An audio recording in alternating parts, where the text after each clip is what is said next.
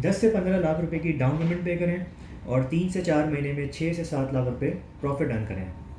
15 लाख रुपए 10 से 15 लाख रुपए में अपना एक यूनिट बुक करवाएं बुकिंग में, और उसके बाद ना आपको डिगिंग के पैसे पे करने की ज़रूरत है और ना ही आपको कोई इंस्टॉलमेंट पे करने की ज़रूरत है, क्योंकि डिगिंग के बाद रेट चेंज हो जाएगा और पर स्क्वायर फीट रेट जब चेंज होगा तो हम आपका यूनिट अच्छे पैसों में सेल आउट कर देंगे और आपको 6 से 7 लाख रुपए का प्रॉफिट है जस्ट इन 3 to 4 मंथ्स। सो सिर्फ 10 से 15 लाख रुपए दें और अपना यूनिट बुक करना है।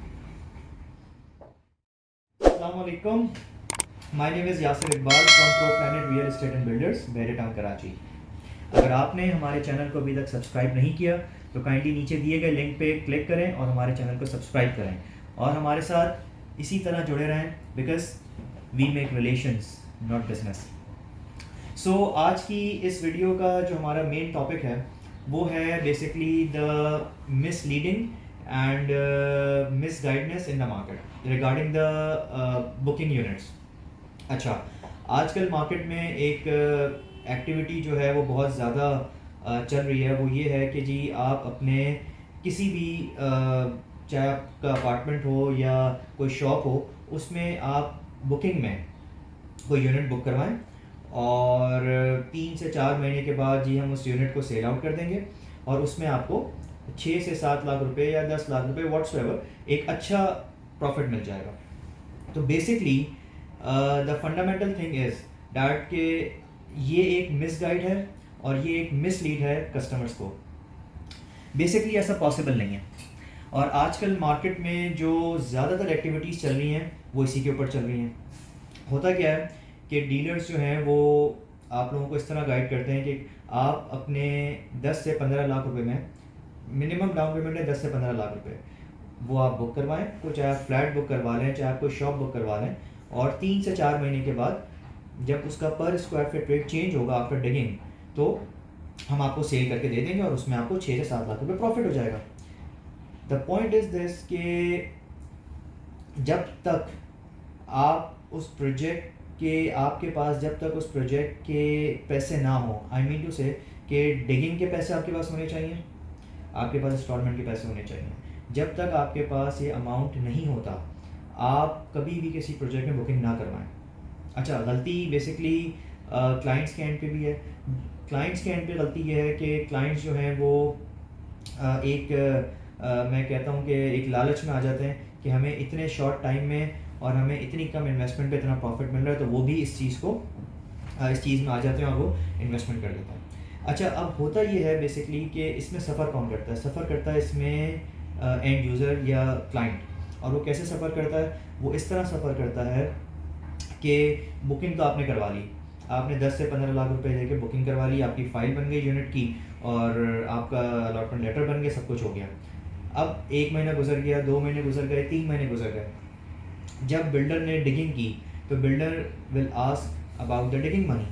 जब डिगिंग मनी की बात आई, जब आपको बिल्डर ने फ़ोन किया कि जी मुझे आप डिगिंग के पैसे दें, मैंने डिगिंग कर दी है, तो आपने अपने उस डीलर को फ़ोन किया जिससे आपने ये बुक करवाया था, एंड ही सेड कि सर मैं अभी सेल आउट करता हूँ इसको और मैं पूरी कोशिश कर रहा हूँ, मैं ये कर रहा हूँ, मैं वो कर रहा हूँ, और अभी बायर स्टैंड नहीं हो रहा, मार्केट नीचे है, एक्सेट्रा एक्सेट्रा। अब आपके ऊपर आता है प्रेशर। आप कहते हैं यार मेरे पास तो डिगिंग के पैसे नहीं है, बिकॉज आपका वो प्लान नहीं था, आपका प्लान तो कुछ और था। आपका प्लान था कि जी मैं तो डाउन पेमेंट दूंगा और 3 से 4 महीने में जब डिगिंग होगी पर स्क्वायर फीट रेट चेंज हो जाएगा और जो है मैं सेल आउट कर दूंगा और मेरे पैसे बाहर आ जाएंगे। अच्छा, दूसरी बात यह है कि पर स्क्वायर फीट रेट भी चेंज हो जाता है, ऐसा नहीं है कि नहीं होता। फॉर एग्जांपल अगर आपने 10,000 रुपये पर स्क्वायर फीट पे कोई परचेज़ किया है कोई यूनिट, और डिगिंग की जैसी डिगिंग होती तो उसका जो पर स्क्वायर फीट रेट है वो हो जाता है फॉर एग्जांपल 13,000 रुपये पर स्क्वायर फीट। तो पर स्क्वायर फीट रेट तो चेंज हो गया, लेकिन जब आप सेल करने के लिए जाते हैं मार्केट में तो जो एक्चुअल प्राइस है 10,000 रुपये पर स्क्वायर फुट, उस पे बहुत सेलिंग ही सेलिंग होती है, क्योंकि आपकी तरह और भी बहुत सारे लोग हैं जिन्होंने इस तरह बुकिंग करवाई थी कि हम 3 महीने के बाद सेल आउट कर देंगे।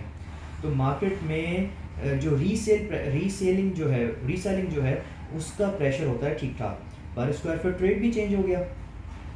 लेकिन जब आप 13,000 पे बेचेंगे तो 13,000 पे लेने वाला कोई नहीं है। आप कहते हैं मैं 12,000 पे बेच देता हूँ, 12,000 पे भी लेने वाला कोई नहीं है। मज़े की बात, अच्छा, अब होता ये फिर आप कहते हैं कि जी मैं तो बेचता हूँ 10,000 रुपये पे, जो एक्चुअल रेट है उस पर भी नहीं बिकता, क्योंकि 10 से नीचे भी लोग बेच रहे हैं।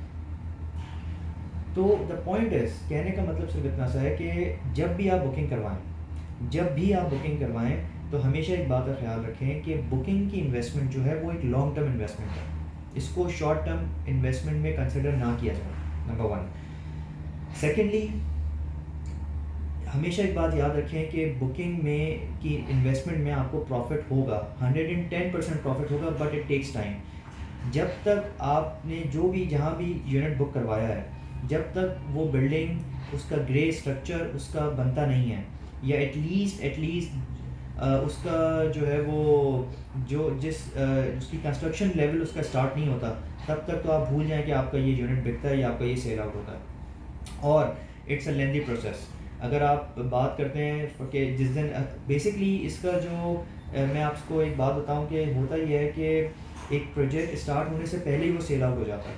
मतलब एक प्रोजेक्ट की हमने जब प्लानिंग स्टार्ट की है कि जी ये हमने प्रोजेक्ट बनाना है, ये हमारा प्लॉट है और हम इस तरह इस प्रोजेक्ट को लेके चलेंगे, इस तरह इस प्रोजेक्ट को बनाएंगे, तो प्रोजेक्ट को प्लान करने के बाद प्रोजेक्ट स्टार्ट होने से पहले ही वो प्रोजेक्ट बिक जाता है। जब वो प्रोजेक्ट बिक जाता है तो डिगिंग जब स्टार्ट होती है तो आपके पैसे, आपको डाउन पेमेंट के बाद सबसे पहले जो आपको पैसे देने हैं वो डिगिंग के पैसे देने हैं। तो जब डिगिंग आपकी स्टार्ट होती है, डिगिंग के बाद ही प्रोसीजर स्टार्ट, लंबा प्रोसीजर है, सॉइल टेस्ट है, फिर डिगिंग है, फिर उससे पहले पाइलिंग होती है, बहुत लंबा प्रोसीजर है।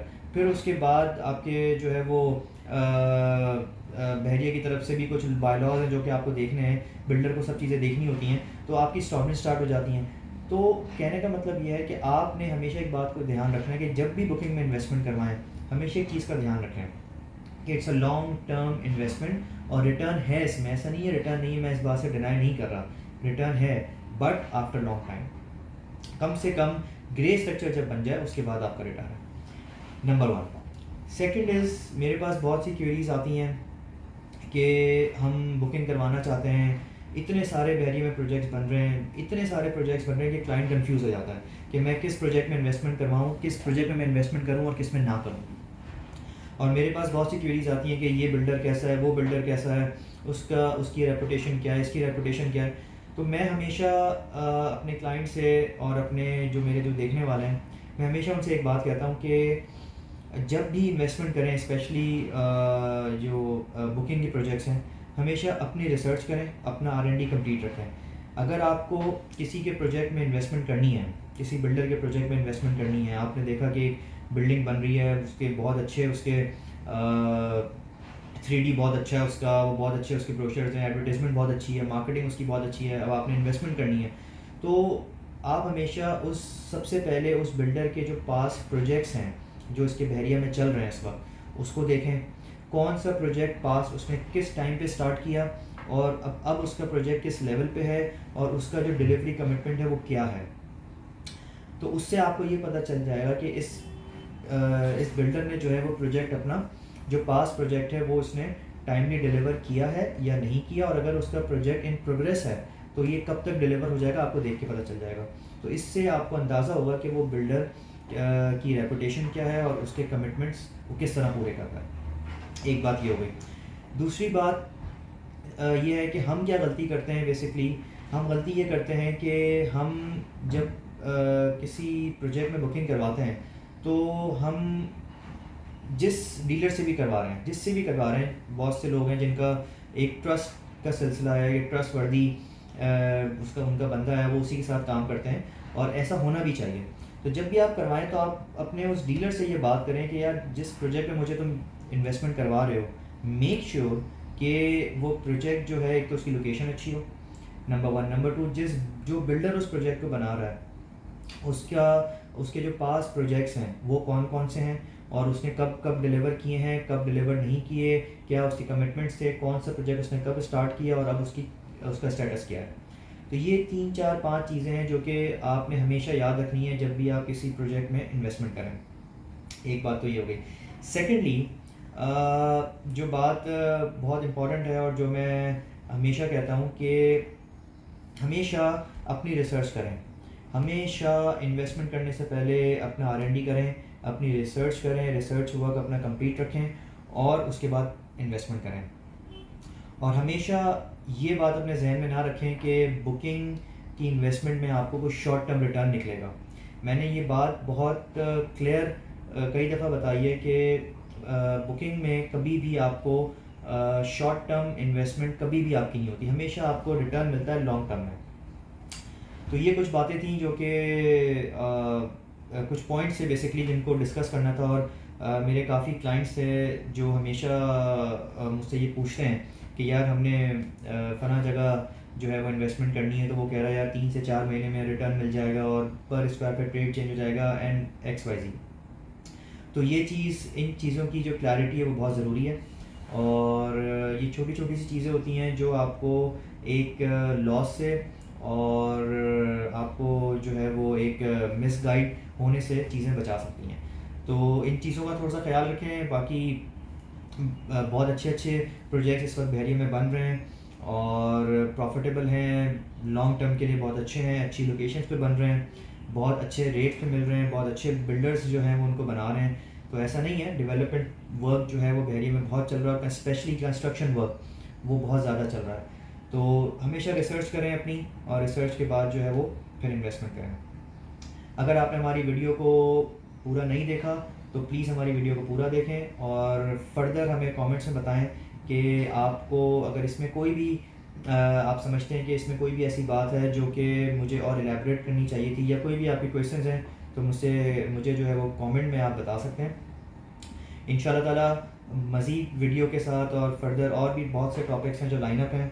कंस्ट्रक्शन के हवाले से भी लाइनअप हैं, बहरिया की मार्केट्स के हवाले से भी लाइनअप हैं, मार्केट सिचुएशन के हवाले से भी लाइनअप हैं। तो उस पर भी इंशाल्लाह हम डिस्कस करेंगे, वीडियो बनाएंगे। इसी तरह हमारे चैनल को सब्सक्राइब करें, लाइक करें और हमारे साथ रहें। अल्लाह हाफ़िज़।